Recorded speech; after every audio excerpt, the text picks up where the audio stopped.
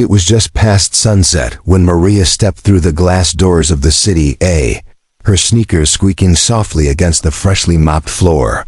She adjusted her scrubs, mentally bracing for another exhausting shift. The hospital smelled like antiseptic, and the soft hum of machines filled the corridors. Just another typical night. Or so she thought. By 8:30 p.m., the familiar rhythm of the emergency ward was shattered.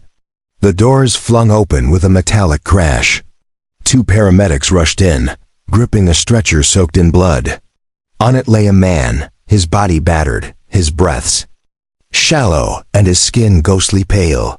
Vitals? Maria called out, already pulling on gloves. One of the paramedics grimaced.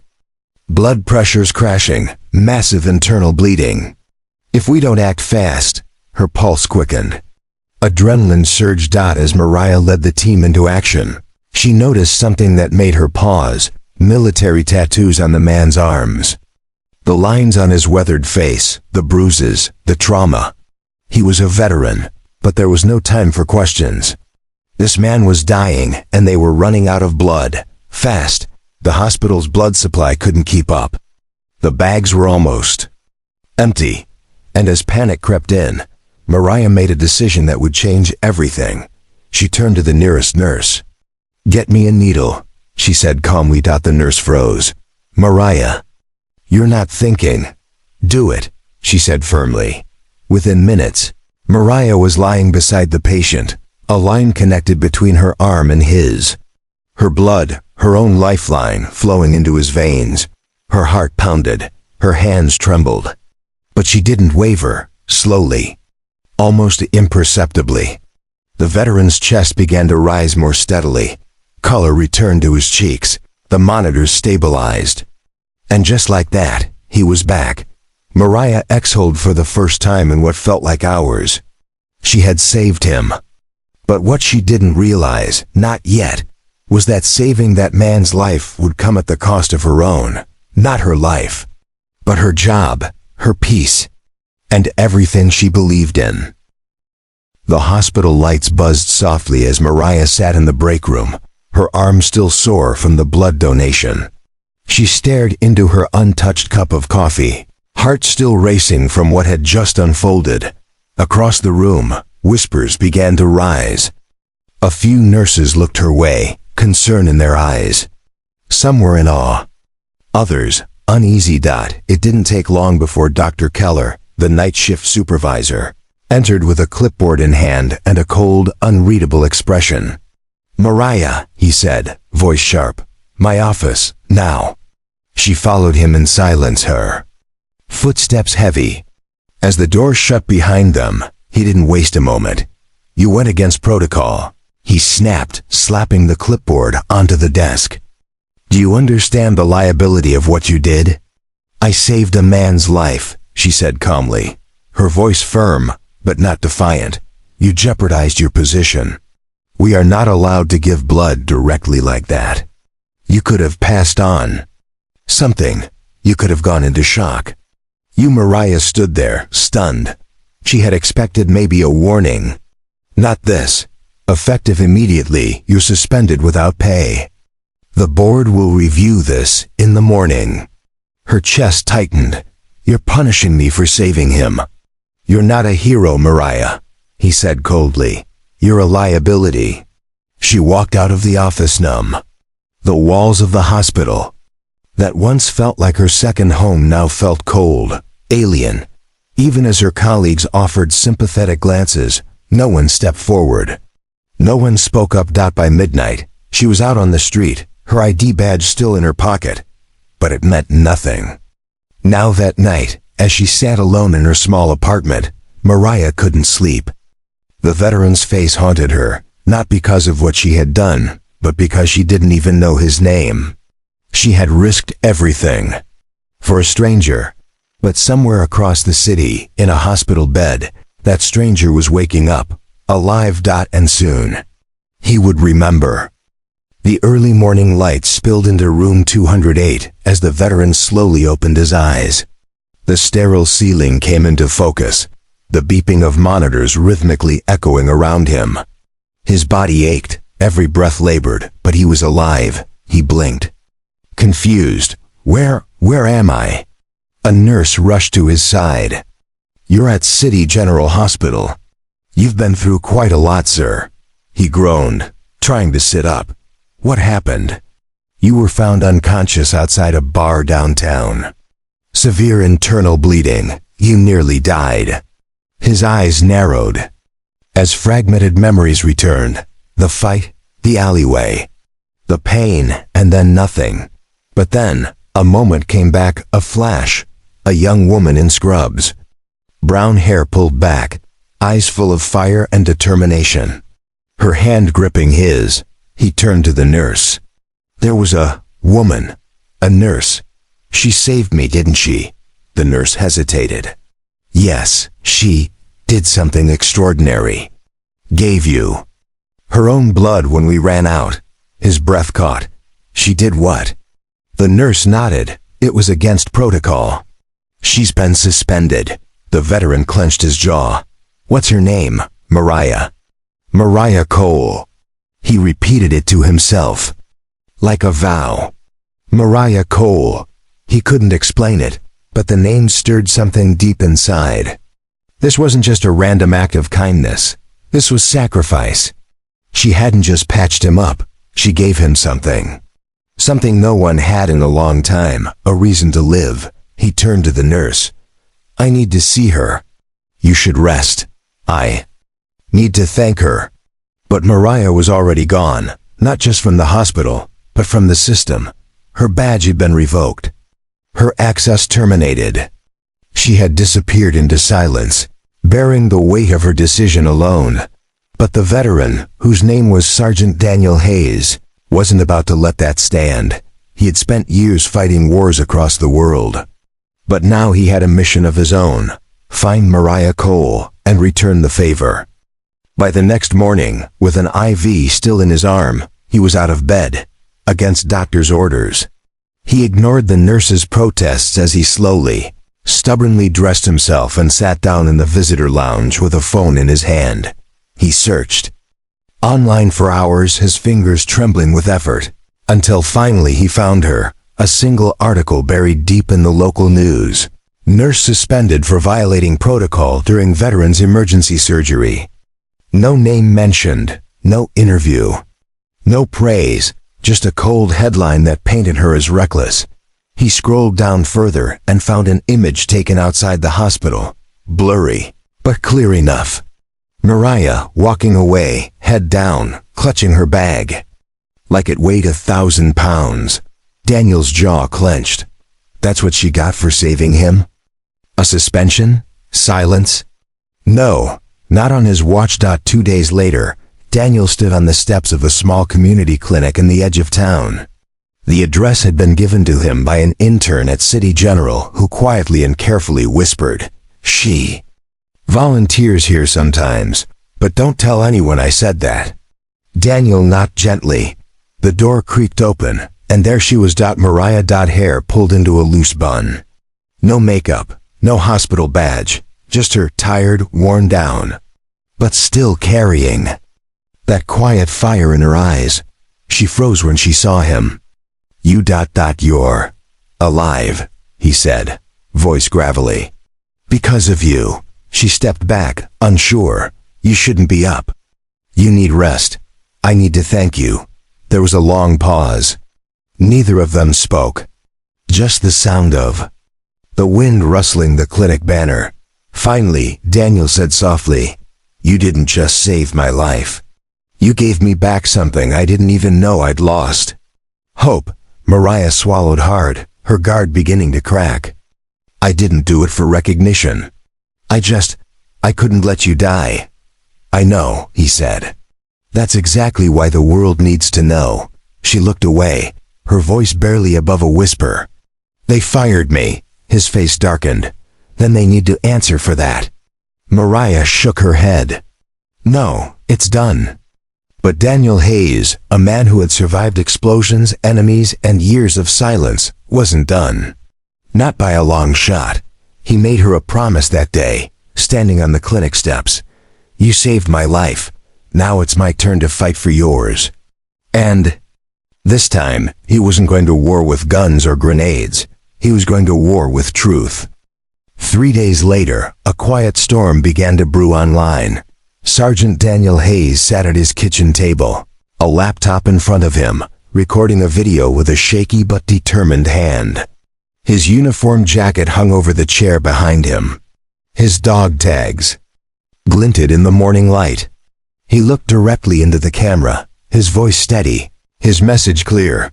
My name is Sergeant Daniel Hayes. I served 2 tours in Afghanistan and 1 in Iraq. I've seen heroes in battle, but the greatest act of heroism I ever witnessed happened right here at home. He paused. Her name is Mariah Cole. She's a nurse. She broke hospital protocol to save my life, because there was no other way. She gave me her own blood when the hospital ran out. No hesitation, no second thought. He leaned in, and for that, they suspended her, silenced her, treated her like a criminal. A beat, but I'm alive today because of her. And I won't stay silent. He ended the video with a plea. Help me make this right. Help me give Mariah the recognition she deserves.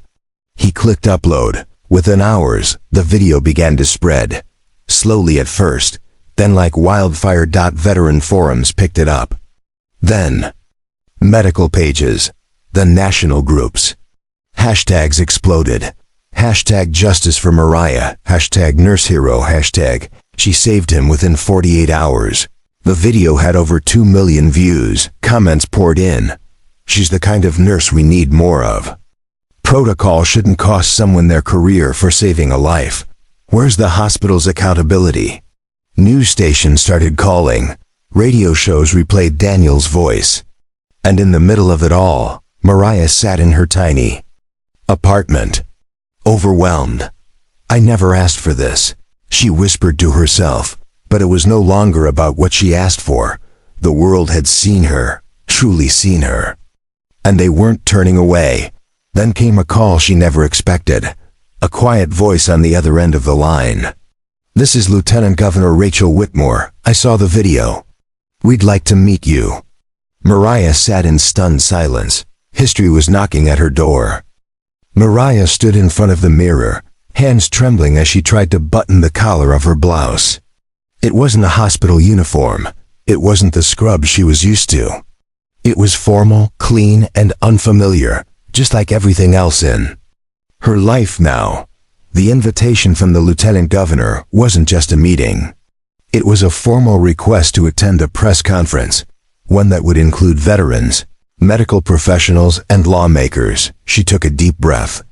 I didn't do this for attention, she reminded herself.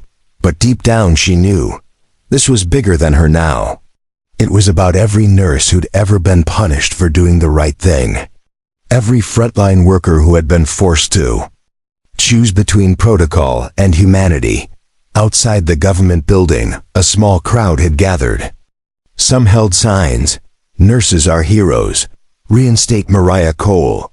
She saved a soldier, and among them stood Daniel. When Mariah stepped out of the car, their eyes met. She smiled nervously. You really lit a fire, he chuckled. I'm just getting started. Inside, cameras flashed. Reporters leaned forward. The Lieutenant Governor stepped up to the podium. We're here today because one nurse chose courage over convenience. Mariah Cole did not act recklessly. She acted with the highest form of compassion and sacrifice. Today, we not only acknowledge that, we honor it. Mariah was called to speak. She hesitated for a moment before stepping up to the mic. I'm not a hero, she began. I was just a nurse in a moment where there wasn't time to wait. I did what I knew was right. And I'd do it again. Her voice cracked, but she held firm. This isn't just about me. It's about the system. About trusting our instincts when lives are on the line. About making sure no nurse ever has to choose between following rules and saving a life. Applause erupted. But as the press conference ended, not everyone clapped. A shadow stood in the back, a hospital board member who had voted to suspend her. His expression wasn't pride. It was fear, because now, the world was watching, and the next battle Mariah would face wasn't just for justice. It was for change. The hospital conference room was cold, not in temperature, but in tone. Mariah sat at the long table across from the hospital board. Men and women in suits flipped through papers, avoided eye contact, and whispered quietly among themselves. She wasn't alone. Daniel Hayes sat beside her, proudly wearing his uniform. Beside him was an attorney from a non-profit legal group representing whistleblower medical cases. Cameras weren't allowed inside, but the world was waiting outside those doors. The board chairman cleared his throat. Miss Cole, you've been called here to review the terms of your suspension and the potential for reinstatement. Mariah raised her chin. Before we talk about reinstatement, she said firmly, I'd like to talk about why I was suspended in the first place. Silence. One of the board members spoke. You administered blood without proper authorization. That's a violation of, I saved a life, she interrupted, her voice steady. There was no time. And there were no units left. If I hadn't stepped in, that man would have died on your table. Daniel leaned forward, his voice low and controlled. I didn't ask her to. She didn't wait for permission. She acted like any real nurse would. Another member adjusted his glasses. Regardless of outcome, rules are in place for a reason. Mariah looked around the table. And what are those rules for, if not to protect life? If following them blindly means people die, then maybe the rules need changing. A murmur swept through the room. Then came a quiet voice from the far end. Dr. Elaine Porter, the only female on the board and a former physician. She's right, Dr. Porter said softly. We've built a system that punishes compassion. We need to rethink what we reward in this profession. Everyone turned to her. She folded her hands. If we suspend every nurse who takes a risk to save someone, we'll have no one left willing to make hard calls when it counts. 2 hours later, the board called a vote. 7 in favor, 2 opposed. Mariah Cole was reinstated. But it didn't stop there. The hospital announced the formation of a new emergency ethics committee, one that would include active nurses and veterans, to review and revise outdated life-saving policies. As she left the building, reporters swarmed. Flashes popped. Microphones shoved forward.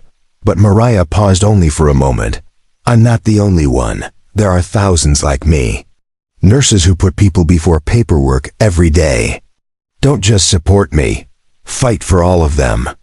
Then she turned to Daniel, who was watching from a few steps behind. You ready? She asked. He smiled, always. Because this wasn't the end. It was the beginning of something bigger than either of them had ever imagined. The reinstatement made headlines. Nurse who saved veteran reinstated after public outcry. Mariah Cole case sparks nationwide review of hospital protocols.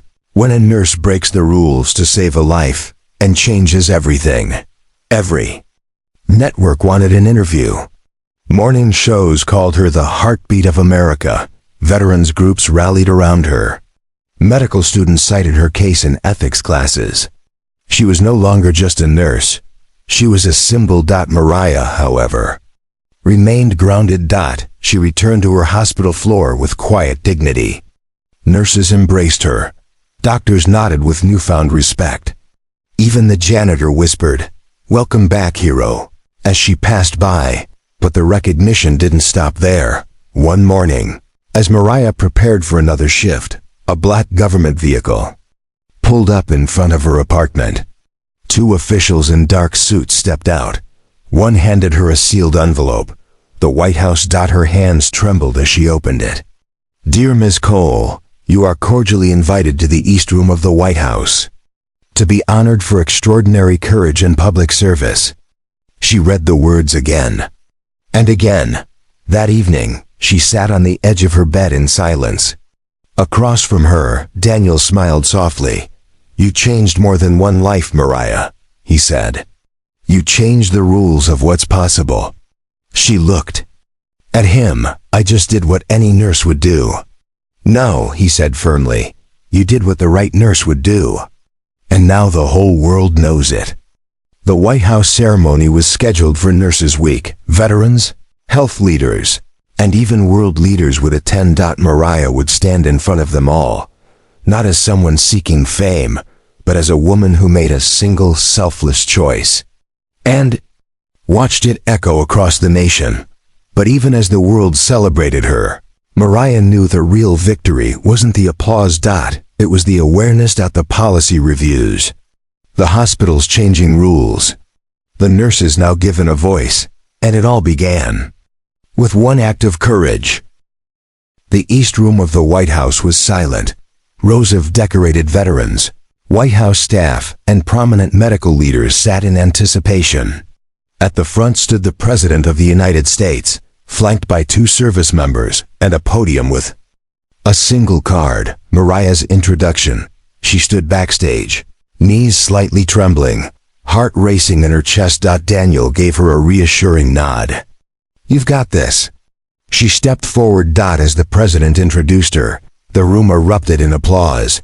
Flashbulbs went off. News outlets streamed the moment live. But as Mariah took the stage, the lights felt distant, like a dream she hadn't meant to dream. She looked out across the crowd, and then began. A year ago, I was just a nurse. A tired nurse at the end of a long shift, trying to get home, just like thousands of nurses across the country, every single day. I didn't know a man's life would depend on me. I didn't know I'd have to break the rules to save him. And I didn't know that doing the right thing could nearly destroy my career. But I've learned something since then. Rules matter, but people matter more. And when those two don't align, it's the system that must change. Not the person who dared to care. She paused, then took a breath. Her voice lowered. There's something I haven't shared publicly, but I want to now.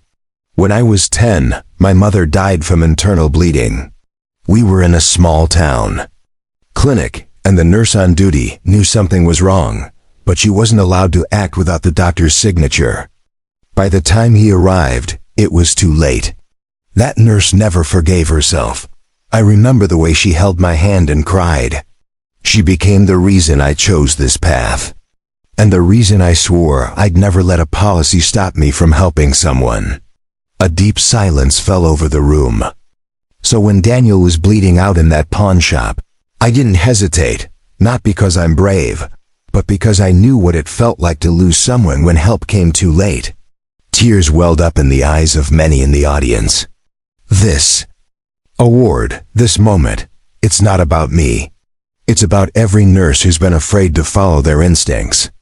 Every medic who's questioned whether they'd be punished for saving a life. Every patient who deserves more than a system that waits. We can do better, and today, I believe we will. The room erupted in a standing ovation. Veterans stood first. Then the medical staff. Then the President. Mariah stepped back, eyes wet but steady, her heart full. Daniel met her as she left the stage, embracing her tightly. You didn't just move the room, he whispered. You moved the nation. In the weeks following the White House ceremony, Mariah's story spread like wildfire. Hospitals across the country reviewed their emergency protocols. New training programs were introduced, emphasizing courage alongside procedure. Nurses who had once feared stepping outside the rules found themselves empowered. Mariah received hundreds of letters from patients, fellow nurses, veterans, and even strangers, all thanking her for her bravery and honesty. But the biggest change wasn't policy or recognition, it was community. A grassroots movement formed, inspired by Mariah's actions and words. Called Nurses for Courage, it grew rapidly, advocating for the rights and safety of frontline healthcare workers nationwide. Mariah became a spokesperson, traveling to conferences and schools, sharing her message. Doing the right thing isn't always easy, but it's always worth it. Back home, Mariah and Daniel remained close. Their bond, forged in crisis, grew stronger with time. One quiet evening, as the sun set over the city skyline, Daniel surprised her with a small box. Inside was a simple silver necklace with a small heart pendant. "For the nurse who saved my life," he said softly, "and changed so many more." Mariah smiled, tears in her eyes. Her journey had started with a single decision, a choice to act with compassion, even when it was risky. Now, it had blossomed into a legacy. She wasn't just a nurse anymore. She was a hero, a symbol, and a beacon of hope. Mariah's story reminded the world that sometimes the greatest courage comes from the simplest acts of kindness. Thank you for following Mariah's incredible journey. If this story inspired you, please like, share, and subscribe for more true tales of courage and compassion. What part of Mariah's journey touched you the most? Let us know in the comments below. We'd love to hear your thoughts.